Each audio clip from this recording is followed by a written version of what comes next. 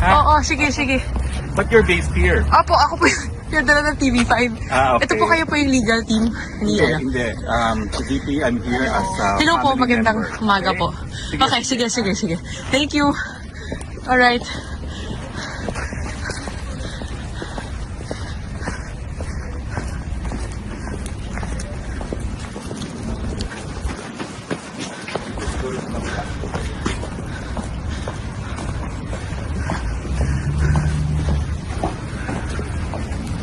Hi, Senator. Hello po. Assalamualaikum. Yes. Where shall we get started? Yes. Yes. My name is Herminio Hari El Roque. I'm the Least Counsel of the court. I'm here to see... VP, nakausap niyo na po ba siya? PRRD? No comment? Sige. Okay. Alright.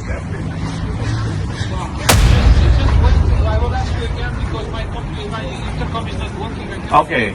Okay, go. Yes, can I help you? My name is Herminio Hari El Roque Jr. I'm a member of the List Council of this court. I'm here to confer with my client, Rodrigo Roa Duterte. He does not know that I have arrived at The Hague. He has to be informed. I'm also here in the presence Okay. of... Okay, sir. Yes, Sir. yes. Sir, you can step in, and the lady, she's not allowed to record. The lady, you're not allowed to record. Okay. Okay. Okay, thank you. Only for you. I am here with the daughter of No, the... for the moment. For the moment. Only you come.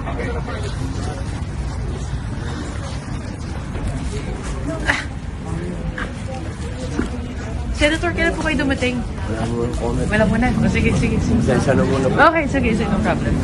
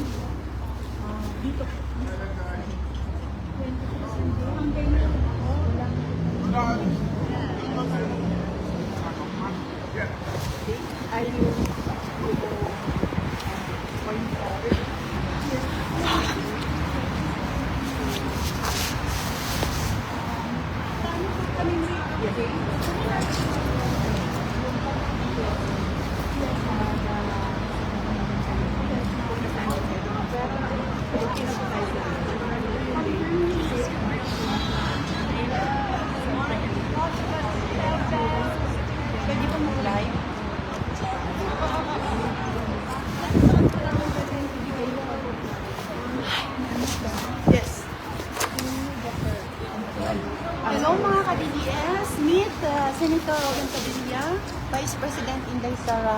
We are glad to see them. DDS support, stand with Tatay Dijo, always pray for Tatay Dijo. We are here in ICC with Attorney Roque.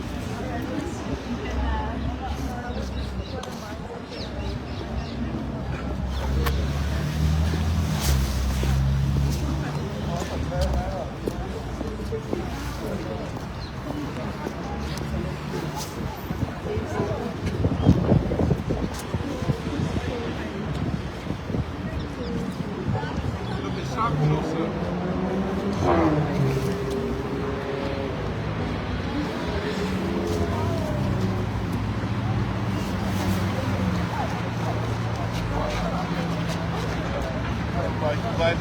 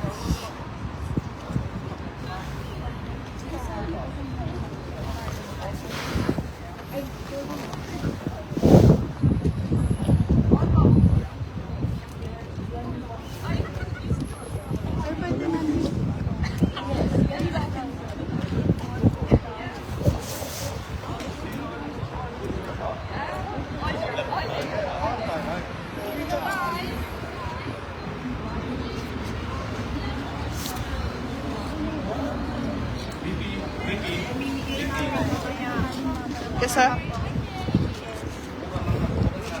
Robin, book na. Okay, good luck.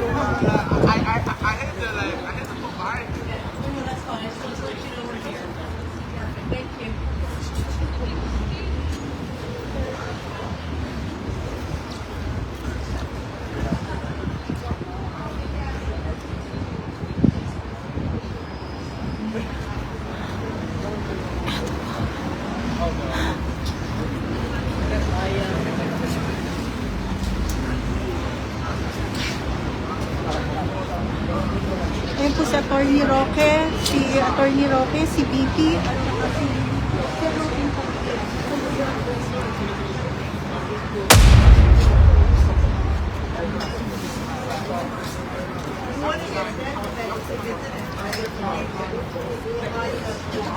Hi. Magandang umaga po sa inyong lahat. Dito tayo sa labas ng ICC Media Center at nasaktuhan po natin ang Vice Presidente kasama si Attorney Harry Roque at si Senator Robin Padilla. Napapasok na dito. They were trying to get in. So, nag-antay lang ng konti. Tumukhang ito nga yung para dun sa hearing mamaya na mangyayari ng 2 p.m. It is about 9:09 here in the morning. So, medyo mahaba-haba pa. Pero yun nga, no? Ayaw nila magkomento. Nagtanong tayo kung sino pa yung kasama, kailan sila dumating dito. Ayaw nila mag-comment. So, re-respetuhin muna natin yung kagustuhan na yon. Pero ito mukhang nakapasok na sila.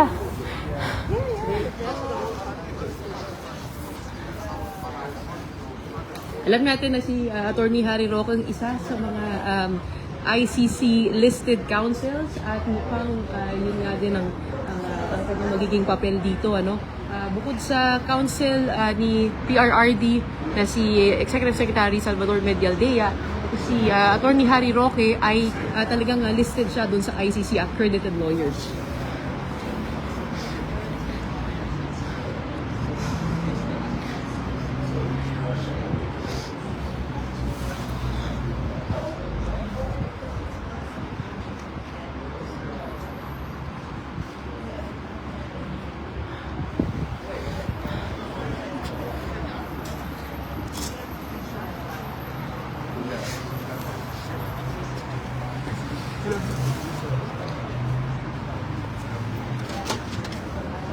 Please don't film inside, okay? Okay. Don't film outside the building, but inside. Okay. Don't film. Okay, mukhang hindi tayo pinayagan na mag-film. Don't film inside. Ito, pero dito titingnan natin yung medyo mahigpit talaga sila sa seguridad dito. Lalo na pag medyo malapit ka na doon sa kanilang grounds. Ayaw na nila magpa-film. They're very big on privacy here and we understand doon. Isya katulad sa Pilipinas na pinapayagan yung pag-video.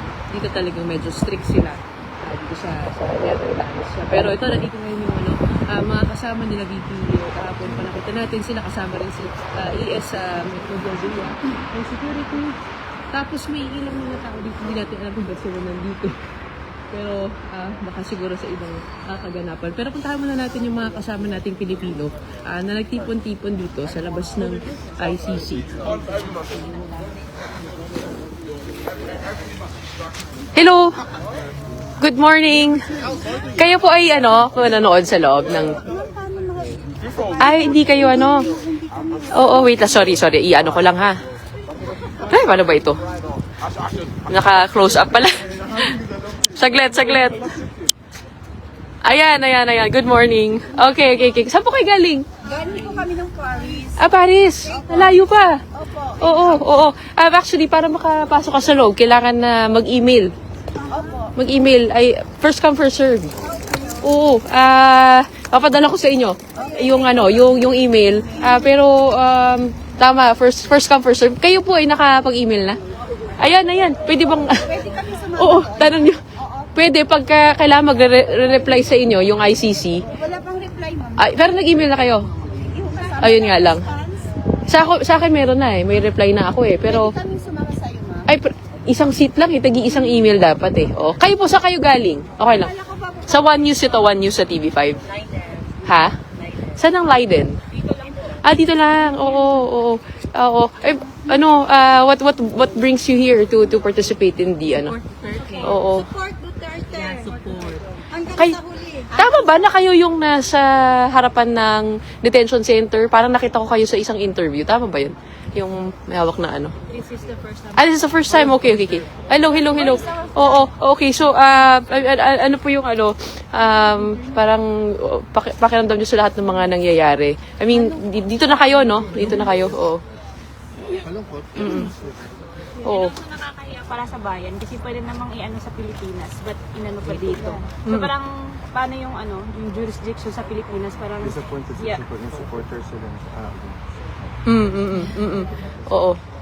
Ano pong work nyo dito? Tsaka ilang years na kayo sa ibang bansa? Me, I'm an engineer here. Oo. I've been living here for 4 years. Kayo po. Nurse here. Oo, tapos kayo naman. Tapos kayo po, ay ano. Living po sa Paris, I am working in hotel. So, nag-leave lang ako ngayon. Oo. Just to support Tatay Digong. Tatay Digong. Oo. Ano po sa sa Digong, hanggang sa huli. Tatay Digong, hanggang sa huli. Hanggang sa huling laban po, hindi namin iiwanan. We stand for Duterte. Duterte, Rodrigo Duterte, the living hero! Napakasakit para sa kalooban namin na talagang dadalhin siya. He is not deserved. He is the hero. Siya yung presidente na nagmahal ng mga sambayan ng Pilipino. So, I stand with Duterte. Magpakamatay ako para sa kanya. Bakit po ganun yung nadamdamin niyo? Taga saan po ba kayo? Ako po, Oo. from Bisaya po, Antique. Oo. So, bakit po kayo naging supporter ni PRRD? Since before po, supporter na ako ni President Duterte.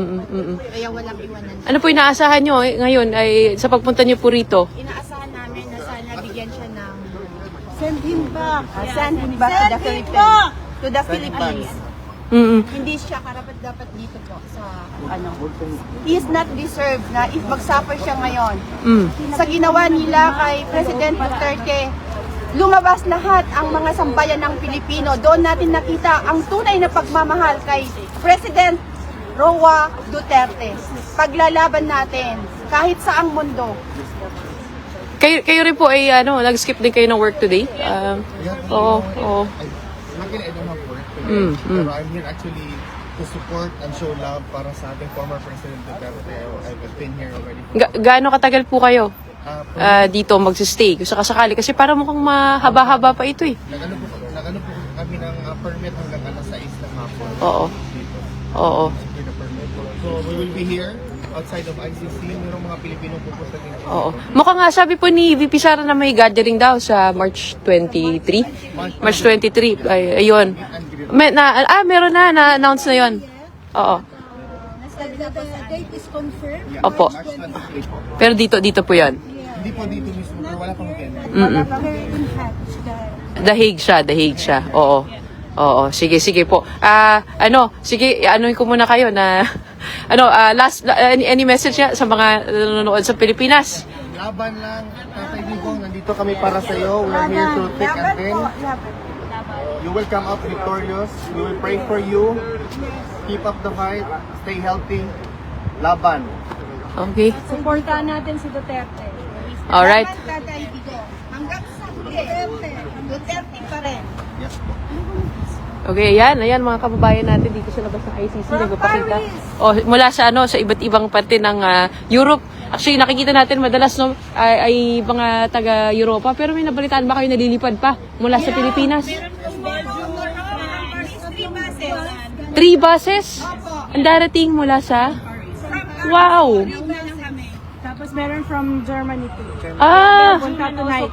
Mga ilan kaya total ang mga darating? Ay, asahan natin. We don't know. More or less 500. Wow! Okay. Pero galing sa Pilipinas, meron kayo nabalitaan na susunod? Wala pa? Puro dito pa lang? Okay. Oo. Ano kayo yung mga kaibigan niyo sa Pilipinas, inaano rin kayo? Parang hinihikayat din kayo na magpunta dito. Represent. Okay. Sige, pwede bang okay lang po ba makuha yung mga names? Hindi, wag na, naka-live pala ako. Next time na lang. Thank you. Oo, eto, nandito pa rin tayo sa Maraming salamat. See you later. Yung email. Okay. Yan, ito yung building ng ICC Media Center. Ito yung official nila, entry. Yung visitor center. Nakikita natin, hindi pa rin nakakapasok sila VP. Pero medyo nag-iingat na tayo mag-video kasi tinitingnan tayo ng security. Pero ito ayan. This ICC Visitor Center is actually about a kilometer away from the penitentiary. Again, the hearing is going to be set at 2 p.m. today. That's 9 p.m. in the Philippines with a 30-minute delay on the ICC website. So we have a special on One News and on TV5. Manood po kayo. It's a full day special. And mapapakita po namin yung mga kaganapan. Ako po ay papasok din sa loob para mag-cover bilang media. So syempre di natin iwanan yan. Kahit sa delay for 30 minutes. Abangan po ninyo dito. In the meantime, magpapaalam muna tayo. Abangan nyo na po sa ating mga social media accounts. Maraming salamat. Hi! No comments muna, ha? Oo, sige. But you're based here. Opo, ako po yung dala ng TV5. Okay. Ito po kayo po yung legal team. Hindi. VP, I'm here as a Hello po, family magandang member. umaga po. Okay, sige. Thank you. Alright.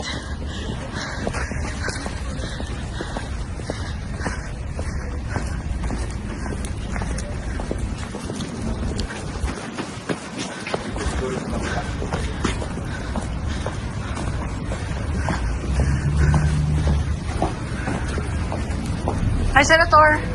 Hello po. Assalamualaikum. Yes. Where shall we get, sir? Yes. My name is Herminio Harry El Roque. I'm the List Council. I'm here to see... VP, nakausap niyo na po ba siya? PRRD? No comment? Sige. Okay. Alright.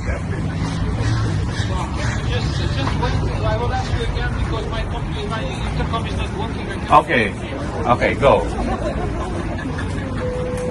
Yes, can I help you?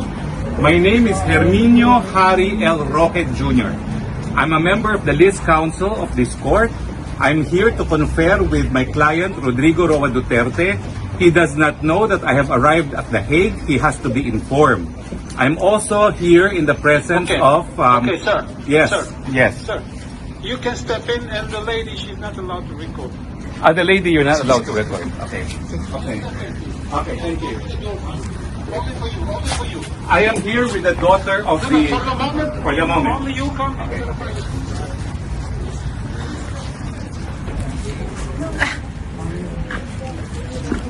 Senator, kailan po kayo dumating? Wala mo comment. Wala muna. O, sige. Pasensya na muna po. Okay, sige, no problem.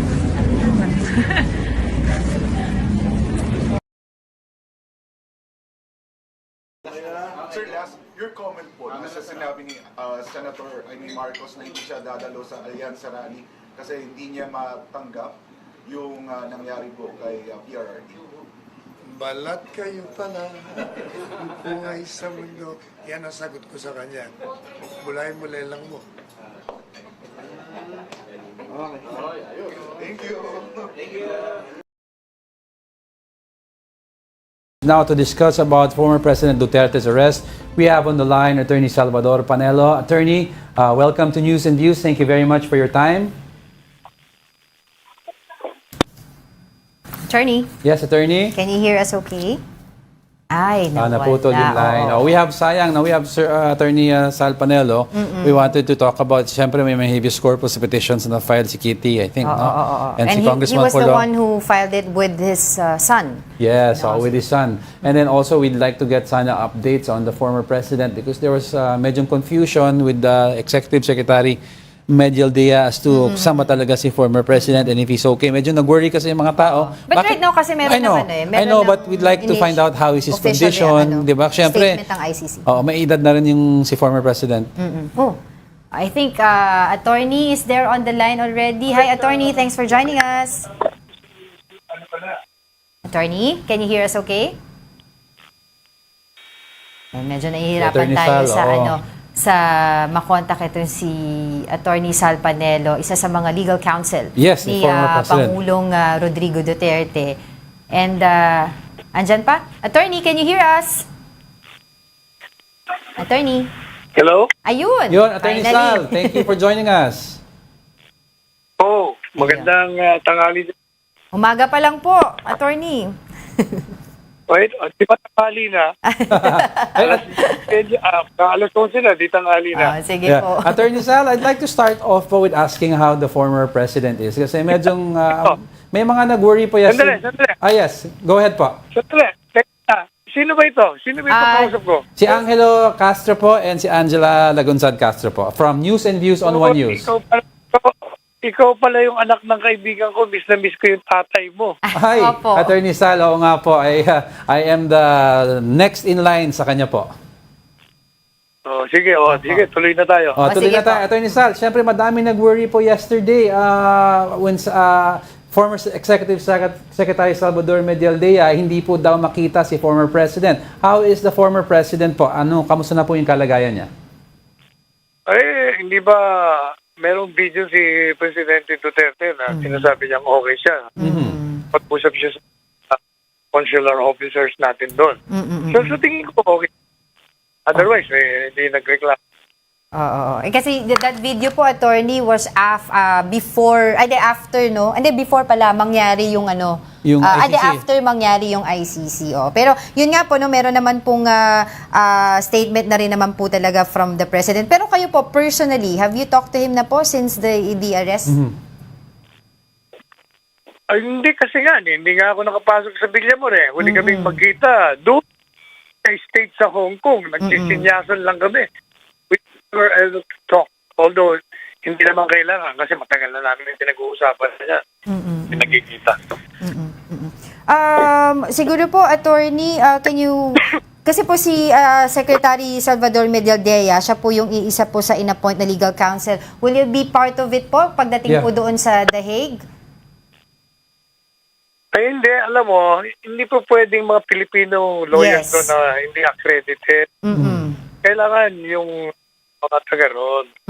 Kaya yung legal team dito sa Pilipinas, at marami yun, maraming abogado Duterte, marami rin nag-volunteer. Hindi po pwedeng umad doon unless na accredited ka doon. Si Presidente Inday, kumuha abogado roon. Where are we na daw po in terms of getting a counsel po that is accredited by the ICC? Tatanungin natin si VP Sara kasi precisely that's one apart from visiting the father. Ibuuin niya ang legal team. Yes, Attorney, we'd like to ask you also about yung mga final po sa Supreme Court, yung habeas corpus ni... kayo po, on behalf of Kitty Duterte, ano po ang mangyayari doon? Sa ngayon, binibigyan ng gobyerno ng 24 oras mula sa pagtanggap nila ng order ng hukuman na magpaliwanag sila kung bakit kakatigan yung aming petisyon. Kasi petisyon namin, sabi namin, ikatatamong yan, ilabag nila lahat ng klaseng batas dito, pati nga sa batas ng sarili nila sa petisyon, ilabag din nila. Kailangan ibalik dito yan para panagutin lumabag sa kanya. Attorney, I want to circle back po doon po sa pangyayari bago po siya ma-arrest. May mga rumor circulating at that point nung weekend na meron nga daw pong arrest warrants against kay former President Rodrigo Duterte. And a lot of people are saying dapat daw po hindi na daw po muna umuwi siya at in-exhaust muna po muna yung mga legal remedies niya dito bago po siya umuwi. Your thoughts on that po? Hello, alam po ninyo, iba kasi ang paninindigan ni Presidente Duterte. Matagal niya nang sinasabi na nung siya'y presidente, nung siya'y mayor, nung congressman siya, meron siyang sinumpaan na magsilbi sa taong bayan. At yun ay gagawin lahat ng mamaraan hanggang kahit na i-boost niya ang kanyang kalayaan o ang kanyang buhay. Kaya hindi siya maaaring tumakas. Ayaw niya yun. Out of character. Alam niya na may darating na pero resto niyo, hindi ba? Kahit doon sa congressional hearing, sinasabi niya, dinider niya pa nga ang ICC, di ba? Tala kayo dito. Gusto.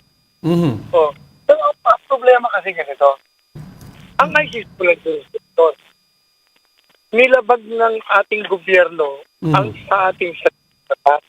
Sabagat ang dayuhan, walang jurisdiction, ikaw mismo ang nagpakanulo sa mamamayan mo. Nakiusap sa Interpol. Okay? Ang Interpol naman nakiusap sa ating mga pulis na tulong kasi wala naman silang kapangyarihan mag-aresto. Kaya dapat So, ipinagkanulo nila si Presidente. Pero Meron tayong go ahead po. meron tayong malusog na legal system. Sino nagsabi niyan? Ang gobyerno natin mismo. Sabi ni President Junior, wala kayong jurisdiction, hindi kami magko-cooperate in whatever form or shape. Pero anong ginawa niya? Hindi lang kayo nag-cooperate, kayo mismo ang gumawa. At kita nyo sa aming lahat na may jurisdiction. Sumuko kayo, isinuko nyo ang kasarinlan ng ating bansa sa isang dayo. Yan ang katotohanan. Attorney Sal, why do you think itong gobyerno po ngayon, itong administrasyon ay very unwilling po or... Hello, Philip. Hello, Attorney, can you hear me? Yes.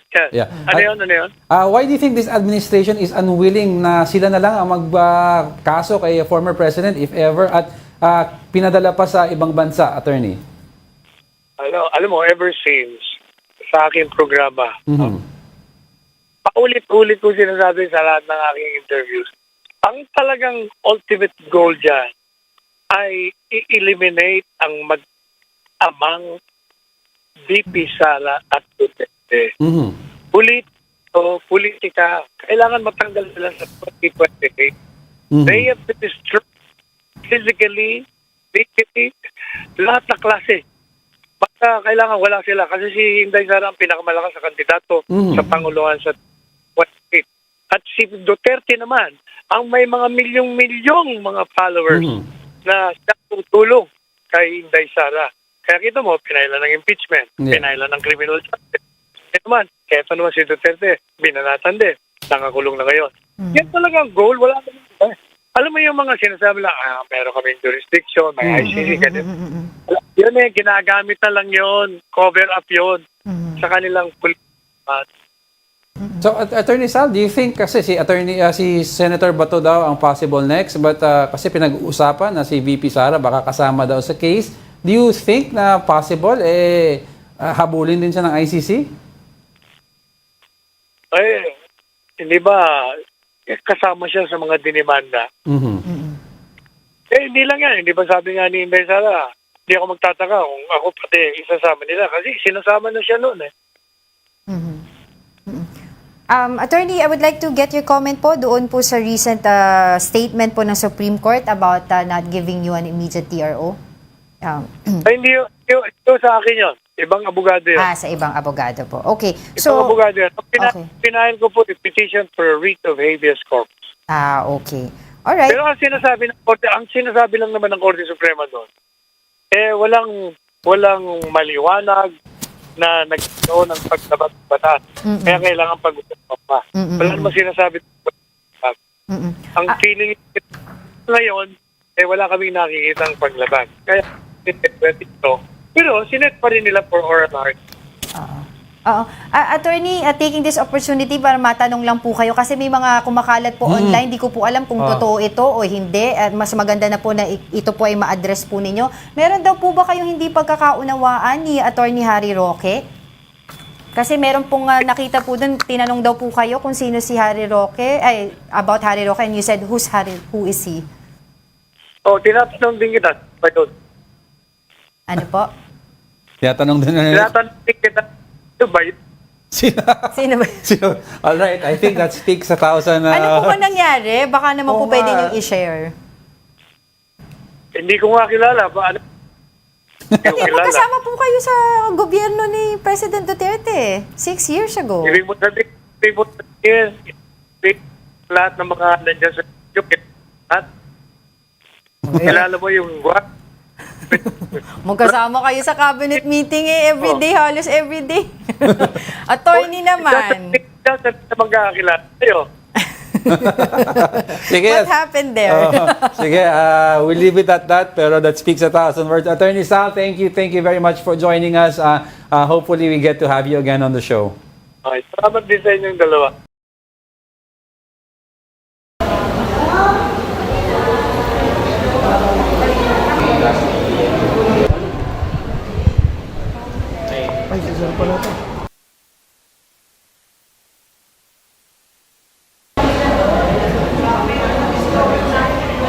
Attorney, ano pong ginawa natin today dito sa Manila City? Magandang hapon sa inyong lahat. Andito si Attorney Harold Respicio ngayon dito sa Prosecutor's Office ng Manila para magsabit ng kanyang counter affidavit sa isinampang kaso ng COMELEC laban sa akin dahil daw ako'y nagpapakalat ng fake news na pwedeng mahack ang automated counting machines ng COMELEC kapag connected yung mga makina sa internet bago mag-transmit ng resulta sa mga servers ng COMELEC. Naninindigan pa rin ako ngayon, Chairman George Garcia, na kailangan nyo pa rin baguhin ang inyong rules para sabihin doon explicitly na huwag i-connect ang automated counting machines natin sa internet bago mag-transmit ng results sa COMELEC servers dahil kapag connected ang automated counting machines sa internet, pwede itong mahack. Sinasabi ni Chairman George Garcia na ako'y nagpapakalat ng fake news kasi sabi niya noong pag-demo naman ay hindi connected sa internet. Yes, totoo po yan, hindi connected sa internet, Chairman George Garcia kapag demo. Pero hawak ko ngayon ang inyong sariling rules, COMELEC Resolution 11076, na tinanggal nyo na rin sa internet dahil ayaw ninyong pag-aralan ng taong bayan. Kung babasahin mo ang sarili mong rule, Chairman George Garcia, nakalagay dito, walang explicit na directive para sa mga COMELEC officials na i-disconnect ang automated counting machines or i-connect ang automated counting machines bago or on election day at i-connect lamang siya pag-transmit ng data. Kaya nalilito ako kay Chairman George Garcia instead na ilabas yung COMELEC rule na yan sa internet at ilabas yung video ko sa internet na nagdi-discuss ng vulnerabilities ng automated counting machine. Bakit niya yun pinatanggal? Bakit niya ako gustong ipakulong? Bakit niya gusto akong patahimikin? Bakit ngayon yung COMELEC Resolution 11076 ay tinanggal nyo na rin sa internet?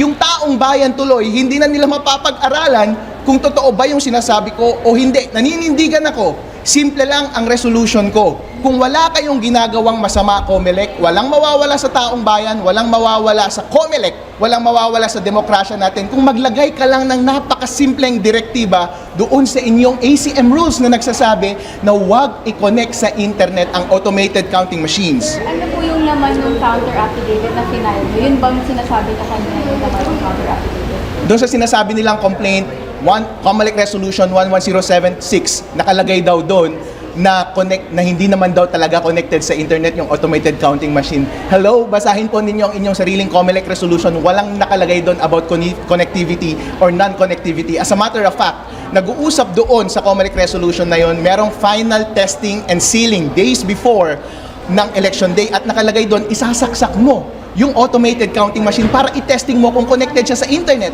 Pero after that, wala nang instruction para i-disconnect yung makina or explicitly nagsasabi na i-connect mo lang pag magta-transmit na siya ng data. Ngayon, tinanong ko yung mga COMELEC officials sa aming bayan ng Reyna Mercedes, Isabela, sinabi ko sa kanila, do you take this, therefore, itong rules na ito, to mean na connected siya on the whole day of election? Sabi nila, wala namang dahilan, sir, na i-disconnect namin. Wala namang specific directive na i-disconnect namin at i-reconnect lang siya kapag transmit ng data. Therefore, nakakonect siya the whole day, which is continuity lang nung demo day na connected na siya dati. Kinonfirm ko rin nung last elections 2022, connected ba yung automated counting machine sa internet? Sabi nila, connected daw. Kaya, there is reason to believe na this time, connected pa rin yung automated counting machine sa internet at kailangan nating iwasan yun. Suggestion yan ng Cybersecurity and Infrastructure Agency ng United States. Sabi nila na kapag ang election machines natin ay hindi naman kailangan connected sa internet, wag mong i-connect. Accepted yan sa lahat ng procedures, sa lahat ng mga computer systems sa buong mundo. Sir, pero kasi noong 2022, iba yung machines noon, iba rin yung gagamitin this time. So, parang bakit yun yung ginamit yung comparison? Magkaibang machines yun eh. Kahit magkaibang machine, parang kotse lang yan. Kung nakasedan ka, naka-tricycle ako, pareho pa rin dumadaan, gumagana sa combustion engine at kumakain ng gasolina o kaya diesel. Ganon din ang mga computer machine. Lahat sila may source code, lahat sila pwedeng i-hack or baguhin ng source code basta may physical access ka at pwede mo silang harangan mula sa mga hacker on a critical day kapag i-disconnect mo siya sa internet. Kapag yung mga suggestion na to na i-air gap mo siya. Ibig sabihin, wag mo siyang i-connect sa internet para walang possibility na ma-hack. Lahat ito ay applicable sa kahit na anong computer system. Kahit Miro ngayon, kahit iba yung election machines, ng mga nakaraang election, pareho pa rin yung sistema, pareho pa rin dapat yung security analysis, vulnerability, and exposure. Sir, last na lang sa akin. Ano po reaction nyo na nabanggit na possible mag-file ng disqualification case laban sa inyo kasi nga Vice Mayor bet kayo sa Isabela Town and pati yung case sa PRC para sa revocation din ng license mo as CPA?